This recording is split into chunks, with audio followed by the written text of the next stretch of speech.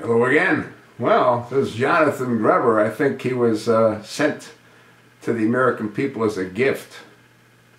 You know what's really amazing is that no matter what new evidence comes out against Obamacare, the way this thing's been designed by this criminal dysfunctional administration, Obama has the signing authority to do with it as he wishes.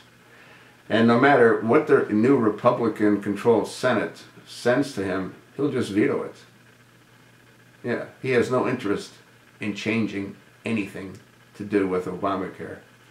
So really what has to happen is that the Senate and the House of Representatives have to turn off the flow of money.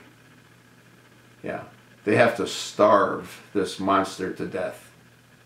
Not pay any of the bills for any future software development, not write checks to the insurance companies, not pay anyone anything to do with Obamacare.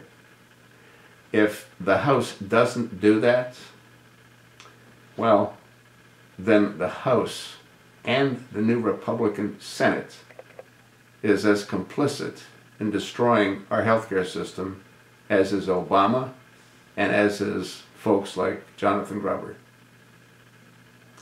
The flow of money has to stop. And I personally don't care if Obama signs it or doesn't sign it. If the House of Representatives is controlled by the Republicans, and the Senate's controlled by the Republicans, and the purse is controlled by the House of Representatives, it doesn't take a rocket scientist to figure out what has to be done. And that goes for Obama's new planned immigration program. Whatever it is that he's trying to do to bring about, it's going to require money. If he legalizes these illegals, the House of Representatives has to turn off the flow of revenue for food stamps, for Section 8 housing, for any kind of social services to individuals that have not gone through the proper process, that have been short-circuited so Obama can achieve his objective. What is his objective? The further destruction of the American way of life. How is it that people in power don't understand that? How is it that they don't see that that's what he's been doing all along? The only option that the Republicans have, and the American people have spoken, they don't want Democrats in positions of power.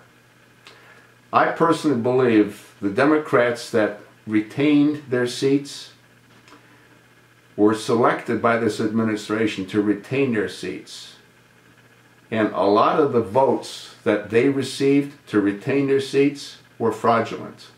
As I've said in other videos, the problem that this administration had, unlike a presidential election when they can focus on one individual with fraudulent votes, they couldn't do it quickly enough on a national scale for everyone.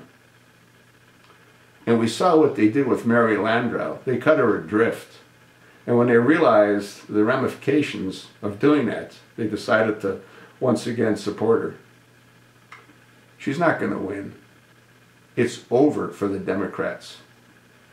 And unless the Republicans do what has to be done now, which is to cut off the flow of money to all of Obama's insane programs, America will soon no longer exist. That's what I think. So what do you think?